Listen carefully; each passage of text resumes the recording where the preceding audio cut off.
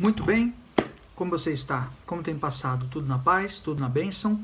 Quero continuar orando, abençoando e apresentando você, a sua casa, a sua família diante do Senhor em nome de Jesus. Amém? Hora de oração, continuamos no livro de Hebreus e agora capítulo de número 6 e o versículo de número 13. E o meu tema hoje aqui, para tentar condensar alguns elementos e alguns assuntos que são muito importantes na nossa formação e na nossa edificação espiritual, é o propósito de Deus, o propósito imutável de Deus. Ou, alguns dizem, como a própria palavra diz, a imutabilidade do propósito de Deus. E está escrito a partir do versículo 13 de Hebreus capítulo 6.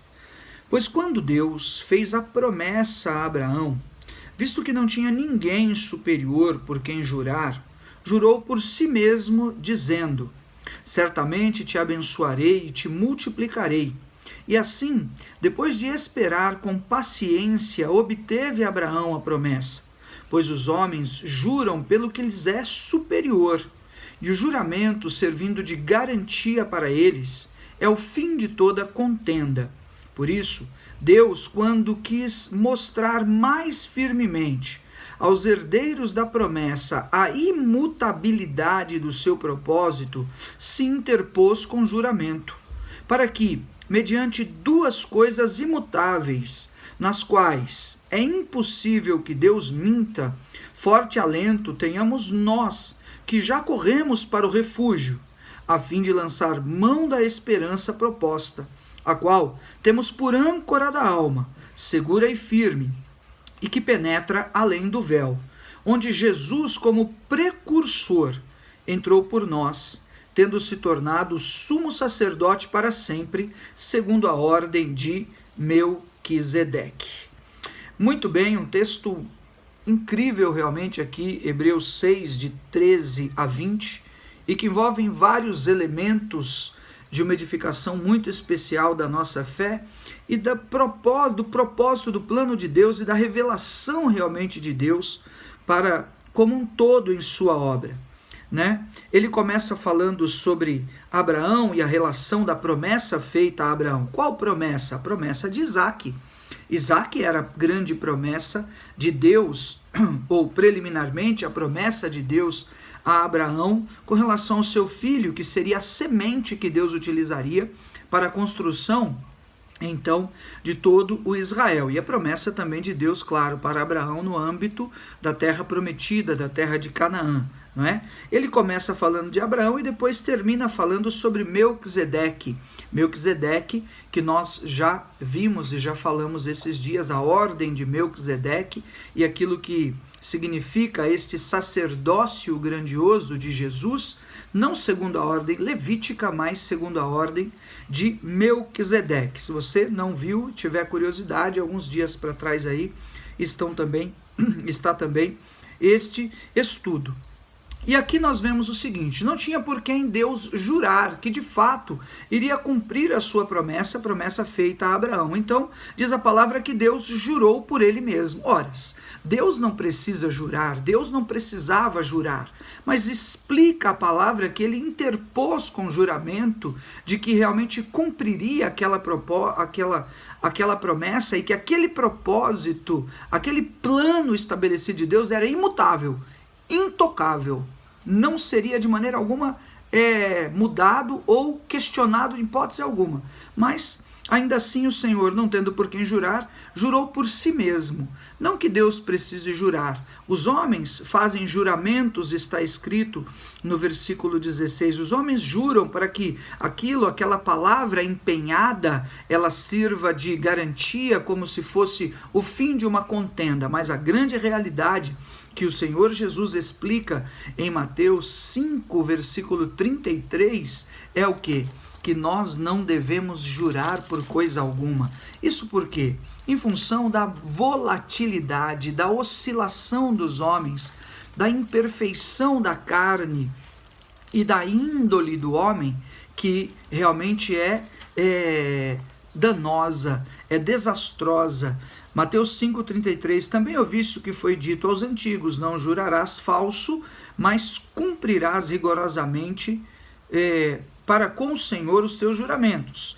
Eu, porém, vos digo, então os antigos diziam aquilo, não jure, mas se você jurar, você tem que cumprir. Jesus vem e diz, eu, porém, vos digo, de modo algum jurareis, de modo algum jureis, nem pelo céu, nem pelo trono de Deus, nem pela terra, por ser estrado de seus pés, nem por Jerusalém, por qualquer cidade que seja do grande rei, nem jureis pela tua cabeça, porque não podes contar um cabelo branco ou preto. Seja, porém, a tua palavra sim, sim, não, não, o que passar disso procede do maligno. Então Jesus pontua essa questão do juramento, e nós temos que tomar muito cuidado realmente com isso. A nossa vida com Deus está diante dele em liberdade.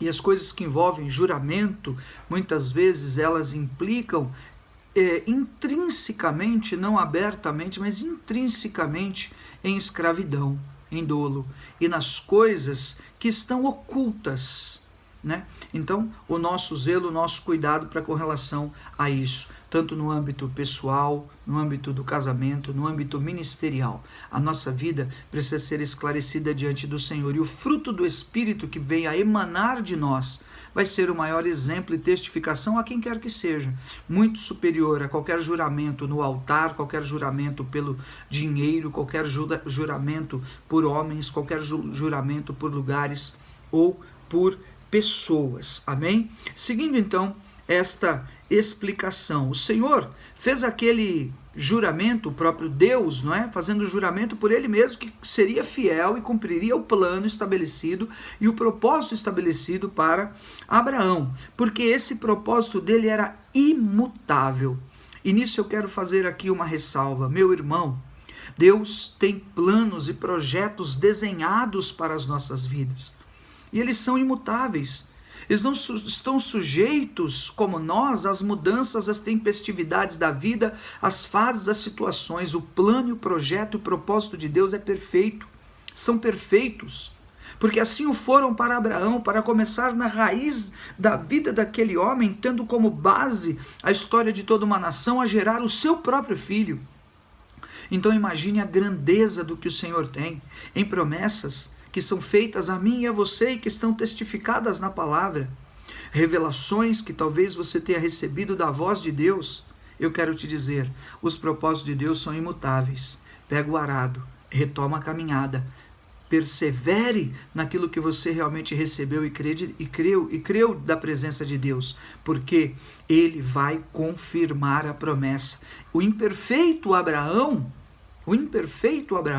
porque negou a esposa, teve um filho fora do casamento, assim por diante, ele ganhou o prêmio do pai da fé, digamos assim, mas em função da sua capacidade de perseverança, de continuidade, de espera e de busca, e se tornou um homem incansável.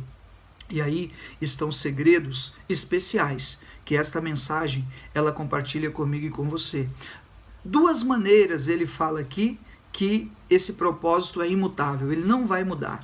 Duas formas ele diz, não é? De maneira muito clara, versículo 18, para que, mediante duas coisas imutáveis, duas. Quais são essas duas coisas, bispo, que são imutáveis? Primeiro, é impossível que Deus minta. É impossível que ele minta. Está escrito, mediante duas coisas, primeiro, nas quais é impossível que Deus minta.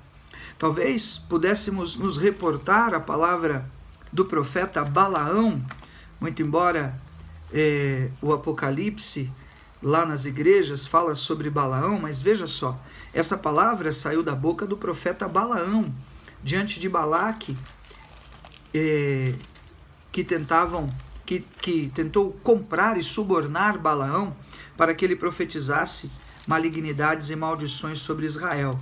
Mas o Senhor o impediu e o advertiu para não falar nenhum mal contra Israel. E Balaão vem, depois dessas iniciativas de Balaque, então, diante dele, aqui Números 23, versículo 18. Então proferiu a sua palavra e disse, Balaão, Levanta-te, Balaque, e ouve, escuta-me, filho de Zippor. Deus não é homem para que minta, nem filho de homem para que se arrependa. Porventura, tendo ele prometido, não o fará? Amém? Está escrito, é a verdade da palavra do Senhor. Então, duas coisas imutáveis. A primeira, Deus não pode mentir. Amém? Satanás é o pai da mentira. João 8,44. Mas a grandeza de Deus é que ele não... Por isso você pode confiar e entregar os teus caminhos seguramente nas mãos dele. Ele não é Deus enganador, ele não é Deus trapaceiro, ele não é Deus que abandona, ele não é Deus que vira as costas para os seus filhos, ele não é Deus que usa de bravatas para conosco, ele não é homem para que minta, e nem filho do homem para que se arrependa, ele é o Senhor. E a segunda coisa imutável é o juramento que ele fez. Não que ele precisasse jurar, mas Deus jurou por si mesmo de que cumpriria aquela palavra. Então, resumindo assim, trazendo mais para a nossa realidade, existem promessas, existem virtudes de Deus nos seus caminhos.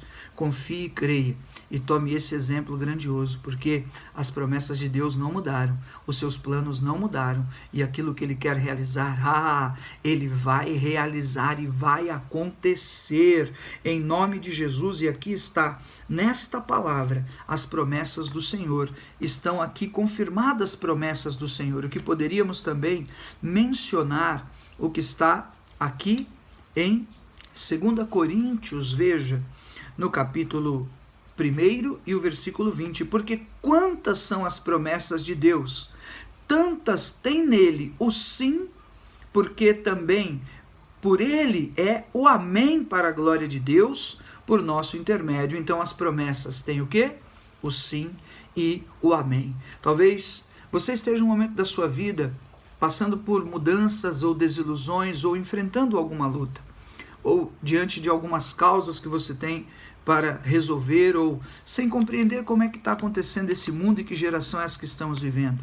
Então, eu quero te convidar a esta mensagem, ela possa ser um sentimento profundo do Espírito de Deus hoje, por nosso intermédio, no teu interior e no teu coração, para o Senhor confirmar em todas as promessas, ele tem o sim e ele tem o amém, em nome de Jesus. Então a imutabilidade do propósito de Deus, o propósito de Deus então que não muda, em nome de Jesus, virá para se cumprir todas as suas promessas, enquanto estamos aqui vivendo a nossa vida, mas quanto mais naquilo que virá nos tempos futuros, onde o seu Filho prometido, ele voltará como prometeu, em nome de Jesus. Amém?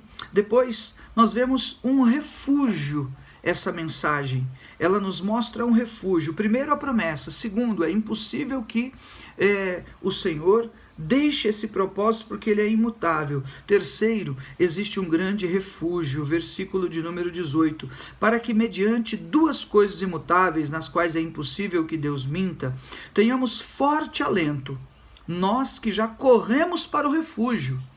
Ele está falando o seguinte: olha, vocês então que já foram alcançados pela graça grandiosa, da mão misericordiosa de Deus, através do seu Filho, vocês recorreram para um refúgio. E talvez existam dias nas nossas vidas, na tua vida, como também na minha vida, que o que nós mais precisamos é encontrar amparo, socorro, encontrar refúgio. E aquele que desfruta da bênção da salvação em Cristo Jesus, aos quais foram reveladas as grandezas da sua palavra, no que temos aplicado o nosso coração esses dias todos no livro de Hebreus, que nada mais nada menos nos mostra qual é a grandeza e a superioridade de Cristo. O resplendor da glória, o primogênito de Deus, o autor da salvação, maior do que Moisés, maior do que Arão, da ordem de Melquisedeque, sabe? Então, mostra a grandeza, a superioridade do Cristo. E depois, o livro de Hebreus, até então, ele nos mostra como crer, e por que crer, e como confiar, e por que confiar nele. E aqui está, por conta das suas promessas e do seu plano e propósito, que é imutável. Talvez você tenha fraquejado, talvez você tenha ficado desenganado ou desiludido com homens, ou em algum outro tipo de desconforto pessoal ou espiritual, mas a grandeza da superioridade do nosso Senhor, em quem precisamos crer e confiar, ela confirma propósito imutável de todas as suas promessas na tua vida. Levante-se se você caiu, porque o Senhor continua grandioso para confirmar o seu chamado e o que Ele quer realizar na tua vida em nome de Jesus. E Ele é socorro bem presente na hora da angústia e da tribulação. Haja visto o Salmo 91, eu direi do Senhor, meu refúgio, meu baluarte. Esta palavra refúgio aqui, de Hebreus 6 e 18, exatamente advinda lá do Salmo de número 19, a fim de lançar mão da esperança proposta, a qual temos por âncora da alma. Bispo, o que é a âncora da alma em quarto lugar? O que é a âncora da alma? A âncora é aquela que é lançada naquela corrente, ou enfim, em um barco, em uma embarcação, e ela fica ali então parada, não vai se movimentar, certo?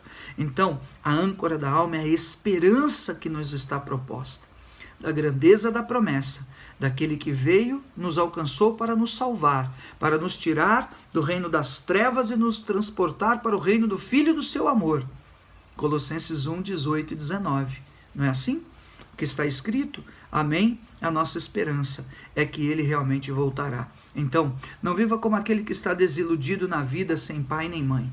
Se levante, porque você tem um Pai grandioso dos céus. E quando você alimenta a sua vida com essa perspectiva de esperança, a Bíblia chama de âncora da alma, ou seja, é onde a sua alma está firmada, está presa, e ela não vai vacilar nem para lá e nem para cá. Sabe o que tem acontecido nos dias de hoje? Cabe aqui essa exortação. As pessoas não têm uma âncora na sua alma, não querem ser de igreja, não querem ser de lugares, não querem ser de nada e nem de ninguém, simplesmente para encontrar, sabe o que? A justificativa para a sua carnalidade. É isso mesmo, a justificativa que aprova o seu erro, a justificativa que aprova a sua rebeldia, a justificativa que aprova que é desviado, desconvertido e que na verdade não quer viver com nenhum compromisso do evangelho e da palavra para com o próximo. Essa é a grande verdade, porque no fundo, não conseguiu encontrar a âncora para a sua alma, a grandeza da visão e da revelação do Senhor, e que eu e você possamos nos levantar hoje para orar e agradecer a Deus pelo propósito que Ele tem, que é imutável. Assim o foi para Abraão a despeito de seus erros, como eu já mencionei, e assim será também para comigo, e assim será também para com você, para que a grande visão que Ele revelou, para que o grande propósito que Ele tem estabelecido, hoje, uma vez mais, você possa crer e possa confiar. Ele vai se cumprir em nome de Jesus. E em quinto e último lugar, então, primeiro, a promessa. Segundo, o propósito imutável. Terceiro, o refúgio. Quarto, a âncora da alma. E quinto, sabe o que fala aqui? Que o Senhor Jesus foi além do véu. É isso mesmo. Ele foi além do véu. Aqui fazendo-se uma referência clara do tabernáculo de Moisés no deserto, onde o sumo sacerdote saía do átrio exterior, adentrava no lugar santo e depois tirava as cortinas, partindo aquele véu e entrando no Santo dos Santos. Fazendo aqui uma alusão clara ao tabernáculo e ao sumo sacerdote, que Jesus, então, versículo 20, onde Jesus, como precursor, entrou por nós, tendo se tornado sumo sacerdote para sempre, segundo a ordem de Melquisedeque. Versículo 19, na verdade, né? A qual temos por âncora da alma, segura e firme, que penetra além do véu. Vai além do véu, onde o Senhor Jesus penetrou além do véu. Aqui, nós não poderíamos entrar, olhando do ponto de vista da lei, de Moisés e tudo, mas o Senhor Jesus como sumo sacerdote, como apóstolo e sumo sacerdote, já explicado aqui nessa série, Ele pôde fazer isso de uma vez por todas, uma vez só. Amém? E no fundo, queridos, nós hoje não precisamos de véu. A alusão e a revelação de Hebreus, falando ao povo judeu, não é? Alguns dizem que ele estava escrevendo aos judeus convertidos na igreja, preliminarmente de Jerusalém ou depois de Antioquia, onde eles foram grandemente perseguidos, mas a verdade é que hoje você não precisa ir além do véu. Bispo, o que você está dizendo? Estou dizendo que você não precisa ir além do véu. Estou dizendo para você que hoje não tem mais véu. Hoje não tem mais templo. Hoje não tem mais tabernáculo. Quando Jesus foi crucificado, expirou, entregou o Espírito, morreu na cruz, diz a palavra que a natureza se manifestou de uma maneira incrível, que houveram terremotos e, enfim, e o véu do templo se rasgou de alto a baixo. Se rasgou, não para mostrar que estava aberto, se rasgou porque não tem mais véu. Você não precisa mais usar o véu, você não precisa mais ir além do véu, não existe mais véu. Sabe o que existe agora? Existe a grandeza do Cristo, que é o mediador entre você e o próprio Pai. De modo que Deus, ele nos olha através do seu Filho, de seu sangue. E de modo que nós alcançamos ao Senhor, não por intermédio de véu nenhum, nós alcançamos e chegamos diante do Senhor nosso Deus através do seu Filho. A grandeza desta porção está na visão destas revelações que parecem ser muito simples, mas que elas são realmente profundas, e que você hoje possa se relacionar com Deus e retomar uma condição profunda de relacionamento com Deus, de se entregar e também de receber da parte dele, porque não há empecilho algum que possa te impedir de buscar ao Senhor, a não ser que você não queira, mas eu creio que você quer. E por isso, nós vamos uma vez mais orar. Quero orar por propósitos, por sonhos, quero orar pelas visões que Deus tem confiado ao teu coração. Quero orar por as coisas que talvez sejam impossíveis, mas é impossível que Ele minta também. E Ele é poderoso para nos dar graça e vitória em nome de Jesus. Pai de amor, nós nos unimos em fé, uma vez mais à luz da Tua palavra, Senhor, em nome de Jesus, nesta simples explicação, que exista aqui, emane aqui poder que repreende todo o mal, e possa haver quebrantamento nos corações, restauração, Senhor, de caminhadas, pessoas que estavam amarguradas ou perdidas, sentindo-se derrotadas ou imerecedoras de qualquer coisa, Senhor, senão advindas do desespero e da exposição da sua carne e da sua alma, em nome de Jesus. Caia por terra estes males, e a restauração pela revelação do teu propósito imutável, que o Senhor começou através de Abraão para construir uma nação, que geraria o Cristo e que nos alcançaria, propósito imutável. Possa confiar também propósitos imutáveis na vida, na casa e na família de cada servo, de cada serva tua. Eu intercedo, meu Deus, pelas causas impossíveis. O Senhor é poderoso para fazer com que aconteça uma conexão, para que apareça alguém em socorro, para que venha, ó Deus, um caminho de libertação, de cura e de poder, Pai. Que todas as armadilhas e assolações do inferno, a uma só palavra, caia por terra, a voz daquele que é o Senhor, pela ordem de Melquisedeque, em nome do Senhor Jesus. Se cumpra em nós o testemunho da palavra. Nós viemos hoje buscar o refúgio, Senhor, âncora da nossa alma, para que nós não estejamos nem para um lado nem para o outro, mas estejamos em nome de Jesus focados no centro da tua vontade. Abençoa, perdoa pecados, confirma a obra, manifesta poder, traz livramentos, levanta testemunhos. Nós te pedimos, Senhor, esses dias sejam dias de compartilhar.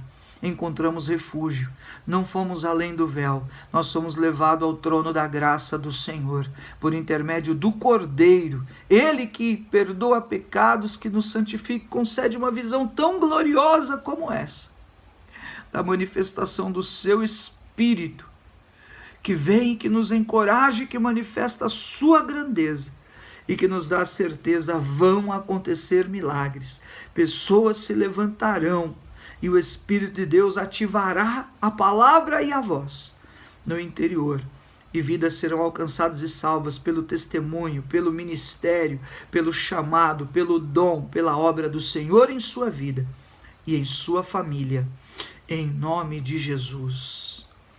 Amém. Amém. Eu agradeço muito a Deus, uma visão tremenda, incrível realmente do Senhor, que eu pude conceber aqui em nome de Jesus. Amém? Glória a Deus. Estamos pedindo e clamando e dobrando os nossos joelhos e jejuando por esse propósito, para que ele não se interrompa, por você, pela sua caminhada, e o Senhor vai honrar em nome de Jesus. Fica com Deus.